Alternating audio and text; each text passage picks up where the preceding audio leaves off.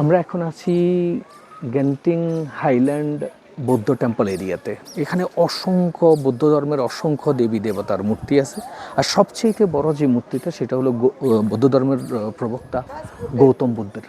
গৌতম বুদ্ধের এই মূর্তিটা মনে হয় আমার দেখা এখন পর্যন্ত যতগুলো আমি গৌতম বুদ্ধের মূর্তি দেখছি তার মধ্যে এটাই হলো সবচেয়ে বড়।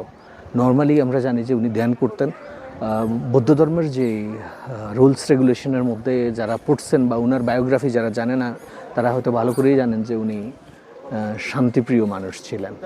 তো উনি এরকম গাছের নিচে বসে থাকতেন, ধ্যান করতেন। একটা সময় দেখা যায় যে মাথার উপরে যে জিনিসটা দেখতেছেন আপনারা, ওনার মাথার উপরে এগুলো হলো শামুক, মানে গাছ থেকে অনেক সময় শামুক এসে পড়ে পুরা মাথায় বসে গেছে। এটা তাদের হিস্ট্রিতে বলে। তো আমিও এটাই পেয়েছি। তো আসলে জায়গাটা সত্যিই অসাধারণ একটা জায়গা, অনেক দারুণ একটা জায়গা। চতুর্পাশে যদি আমি একটু দেখাই যে এই পাশে মাউন্টেন গ্রিন, আবার মেঘ ছুঁয়ে যাচ্ছে, পাশেই গৌতম বুদ্ধের মূর্তি, পাশে গাছপালার অসংখ্য দেবী দেবতার অসাধারণ একটা জায়গা। এটা মানে নিঃসন্দেহে বলা লাগে এই জায়গাটার তুলনা হয় না।